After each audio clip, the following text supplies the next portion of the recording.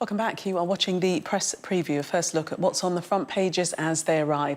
It's time to see what's making the headlines with Guardian columnist Zoe Williams and the writer and broadcaster Esther Craku. They'll be with us from now until just before midnight.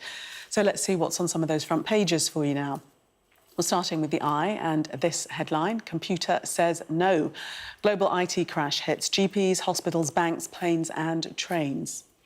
The list of services and sectors thrown into chaos is also on the front of the Financial Times. The Star, too, utilises the Little Britain TV comedy catchphrase, Computer says no. The Mirror calls it the day the world stood still. The Guardian says recovery from the worldwide failures could take weeks.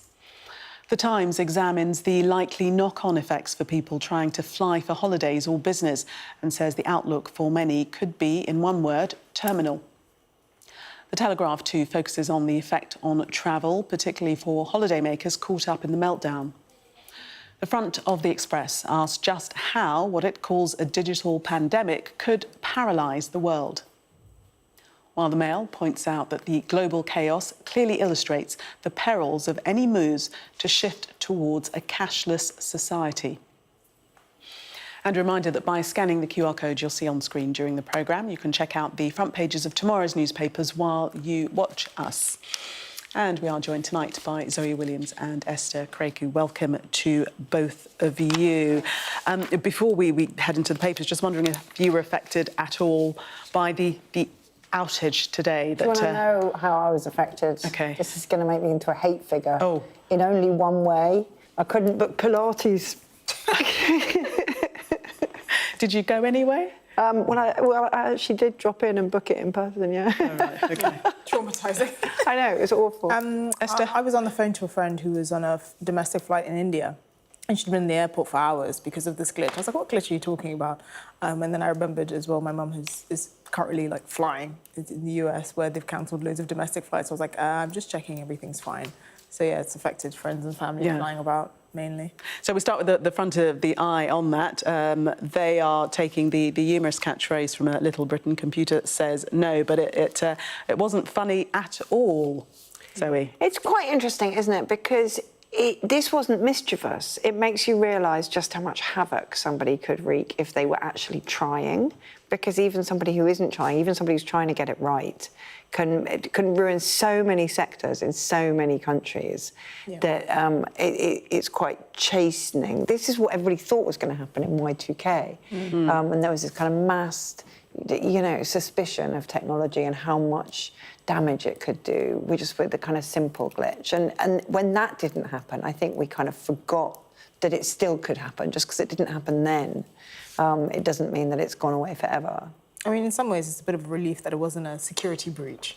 I mean... Which we hear of often, that it was genuinely just a glitch. But I do feel sorry for all the sort of flights that were cancelled. Almost 4,300 worldwide. That's a lot of money lost. Chinese factory workers, however, on Friday were quite happy because they got an early start to the weekend. So they were saying thank you to CrowdStrike for this. Well, they could go home. Exactly, they could go home earlier. They were actually sent home Start the weekend early. Oh, wow, exactly. Okay. Well, it's an ill win that blows no one anything. Exactly. But as you say, all down to faulty software update, not intentional, but something that routinely happens seamlessly all of the time. Yeah. But when it doesn't work, the consequences are immense. Actually, it reminds me more, not of Y2K, but of the financial crash. There was a huge number of assumptions around connectedness and everybody being in on the same debt deals, creating stability in the system, but actually everybody using the same things, everybody using the same programs, everybody using the same this Falcon systems update, it creates huge instability. Well, there are no redundancies in place. That's the problem, because I suspect redundancies would be quite costly. I think one of the things that was interesting that was raised was about the implications of a cashless society, because if systems can be brought down in such a catastrophic way, if your only way of actually conducting transactions is cashless, Imagine if something were to happen, there was a massive glitch and you couldn't access your funds. I mean, that would be catastrophic. I was quite surprised that the Daily Mail went on that though, because I thought they'd kind of given that up. I thought they'd I thought they'd kind of they'd just got with the programme. But I think there's like a deep-seated suspicion. I think it just goes to money. show in everything you have to have some sort of redundancy in place, whether it's cash or technological systems that are so many businesses are reliant on. You have to have something in place when things don't go right, because they don't always go right. Well, let's take a look at the Mail front page since you mention it. But there were instances of people who were trying to buy food, for instance, today, had no cash because some of the supermarkets were affected, at least two, I think were named today, and they couldn't operate completely without any recourse to actually buy food. Yeah, exactly. And it's quite scary. I mean, I think many people forget that even as convenient as life is now, you still have to think this is a privilege. What happens if we don't have access to all the privileges that we do have? What's next? Most people don't think past their own immediate convenience. I think it's a little bit like what's happened with cars, though. You know, there was a long period where some people, not everybody, but some people could look under the bonnet of their car and understand what was going on. And now... It's impossible. But now it's just, now it's just impossible. Even opening the bonnet is actually a task in itself. You wouldn't have a clue. You just look at it and it would look completely impenetrable. And I think just the idea of trying to plan for a contingency in which nothing worked, in which your phone didn't work, is just it's completely impossible. Yeah. Well, one of the things that came out, speaking to various experts today, is that because it is cheap to have a standard system and everybody buy into that, having bespoke systems obviously much more expensive, and therefore, you know, that's why we don't go down that road. But perhaps it's a rethink that needs to take place now, that there needs to be, you know, systems that are created specifically for various industries and not this one size fits all. Well, it's definitely a wake-up call, isn't it? I mean, it's one way or another. And there's been some coverage about the financial package of the CEO of the company who is responsible. You know, this guy was on 36. Happens with these things. I know, but the company's more than the CEO. I know, but also, you know, the guy's not on. relevant, though, But isn't it though? But I was just thinking about it, because I was thinking $36 million does sound like a lot, especially if it doesn't work. And then I was like, how much would have been the right amount for something so seismic not to work? You know, there's literally no. I think the whole kind of structure of corporate remuneration is a little bit bust, because nobody, even if their job goes well, is worth the financial package they're on. And then when their job doesn't go well, everybody gets really angry about it. It's kind of like the water companies. They kind of drag, every time they drag out, you know, how much of a bonus the CEO is paid or whatever. And I just think if you know how much money these companies are willing to pay in fines just to get away from actually investing in infrastructure, £130,000 bonus is nothing compared to £97 million. I know, but doesn't that infuriate you? Not really. I mean, I'm more just to see somebody being paid for performance when their performance is bad and antisocial. I mean, that's the nature of competition in the job market. Your value goes up based on the scarcity of your skills. I wouldn't want my eye surgeon to be paid £5 an hour. I know, but these people aren't doing good. It really is that simple. No, it's not that simple, because they're not doing good eye surgery, are they? They're filling the waterways. It's about scarcity. If you can find the people that do that job, if you're a CEO of a company like CrowdStrike, I'm sorry, you're not a sales executive at McDonald's. I know, but there's a difference in your value intrinsically. But you're ascribing to them these qualities which they're not demonstrating in their work. So well, if they weren't worth it, they wouldn't get paid it. Nobody would just fancies giving out that kind of money. Follow. Sometimes people are paid things that they're not worth. Worth is decided by whoever's paying for it. Whoever's willing to pay for it. I know, but when you're all suffering the consequences, then you're allowed to say, I don't think the people deciding are making the right decision. Up until now, he was doing a pretty good job, because we wouldn't be talking about it. Let's talk about the fact that the CEO is actually saying that even the clawback and the recovery could take a number of weeks, and it's not going to be an easy solution. Yeah, well, I mean, the system was back up within, I think, 6 hours. So actually, the downtime was not as catastrophic. But there will still be problems after today. Exactly, it's making sure this doesn't happen again, which could take as much as, I think he said, 14 days, which is the bigger issue. I think the question is not figuring out exactly how this happened immediately is what's spooking people. Because if this just happens and they knew exactly why it happened and they troubleshooted it and got down to the root cause, that would have been fine because it's just a technical glitch. But if a technical glitch of this scale hasn't been resolved down to the bone in what, 2 days later, that's what's really terrifying. The thing is, it's not just about that, though, is it? Because it's also every single thing that was cancelled, every single thing that's snarled up is then going to have to be rescheduled. And I think The Guardian is right about this. The real recovery for it is going to take weeks and weeks and weeks. And you know, institutionally, any organisation that's been attacked deliberately with ransomware will know that the cosmetic disaster is exactly that. It's just cosmetic and it goes so much deeper. I wonder if they'll get sued because that's... We haven't heard that yet. Yeah, exactly. But if you think of all the money that companies are losing, I don't know how the sort of contracts work with these sorts of suppliers, but I suspect there might be something in this case of lots of negligence or not doing your due diligence. You don't know. And America's a very litigious society, so I wouldn't be surprised if some CEOs try to claw back all the money they've lost. It would be quite interesting to see who is most litigious in the end. Well, yeah. I suspect it's Elon Musk, going by his tweets. Yeah, I think he's probably the most... He's been really angry. He's tweeting at Microsoft, which is owned by CrowdStrike. Yes, he has put out some angry tweets. We'll watch this space. Zoe and Esther for the moment. Thank you very much. We're going to take a break.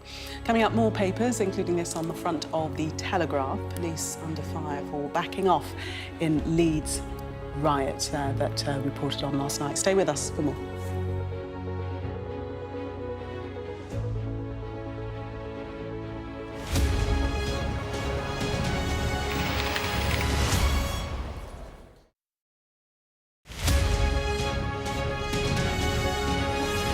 The Times we have, every year we do the top 50 beaches. We've been doing it for 16 years. It's a really super thorough, analytical... what criteria do you use? So there's really strict criteria even to get onto the shortlist. So water quality, increasingly over those 16 years, has become more and more important this year more than ever. So they have to have exceptional water quality even to get onto the list. And accessibility is really important. Of course, it's got to be open to everyone. Dog-friendly. Now, that's quite divisive. Not everybody loves the dog-friendly beach. I know I'm speaking to the converted. but dog-friendly, it's got to have a shop where you can buy beach necessities, bucket and spade. There's got to be somewhere to eat. Clean toilets that you don't have to pay for. And, you know, and just, I mean, look, some of those pictures, just some of those beautiful. So what's that, who won? So the top was the Towers in Hale in Cornwall, which is just opposite St Ives. Yeah, very much overlooked in favour of that more touristy neighbour. But it's been protected. It's 3 miles. It's such a long stretch of sand. It's separated into 6 sections. But it's been protected by these dunes, and all the accommodation is landside. So actually, you've just got this really beautiful, beautiful stretches of sand. Really, really gorgeous. We've got a great video that shows it off to its best. And of course, we've looked at the fish and chip shops as well, because what is the British seaside without fish and chips?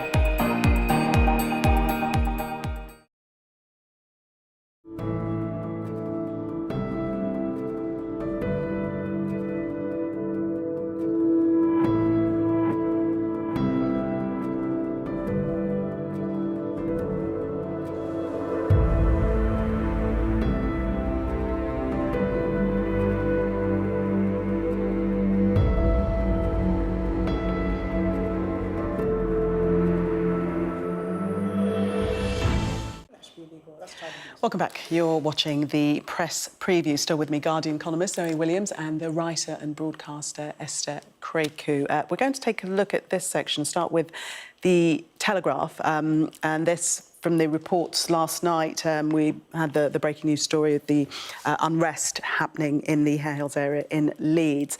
The Telegraph suggesting that the police are under fire for how they handled the unrest. There certainly were some shots of police running away from the scene, which have been broadcast. Zoe? Well, I think this is the kind of way that papers cover events when they're not at liberty or they're not sure what exactly happened, right? So we know that there's a proximal community cause. We know it's not really faith-based. We know that all the kind of Tommy Robinson rumours about a particular counsellor were false. We know that something happened with a family, but we don't know any more of the details. So nobody wants to go into it on that. But people do newspapers want to voice some outrage, so they end up attacking the police. Now, the police since 2011 have come under constant fire for how they deal with riots, because in 2011, of course, they didn't deal with them at all. And then frequently they've been accused of dealing with them too harshly, not dealing with them enough. And I actually think when you look at the scenes, it wasn't safe and it was too fast moving. And I would much prefer that maybe the perpetrators took a little bit longer to catch and prosecute than that people run into a flaming bus and hurt themselves. I would much prefer that. The criticism, though, Esther, is that the police abandoned law-abiding families who were in the area and left them to it. Yes, and I appreciate when especially if you're living in that area, these things are terrifying, and you would want the police to be there. But we have to respect how difficult the police's job is, particularly when you have spontaneous eruptions of violence. I think that's probably one of the hardest things to police, when you're not expecting it, when there's no kind of intelligence for you to gather, for you to even pinpoint where it's coming from. We still don't know what happened. So far, the only sort of confirmed news is that this was due to some sort of social care incident where children were removed from a household, and that the household that they were removed from were from allegedly the Roma traveller community. So it was very much a community-based issue, and they felt that the police had, the police were basically their enemy. That's what we're hearing, but there's nothing that's been confirmed so far.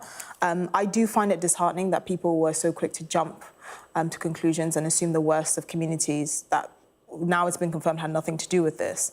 And I think that's mainly to do with social media. I appreciate, and I'm happy that obviously our newspapers are held to a standard where they just can't flagrantly speculate and be as irresponsible as certain characters on social media. But I still do find it disheartening that people were wanting to think the worst of communities that have been found to have had nothing to do with this.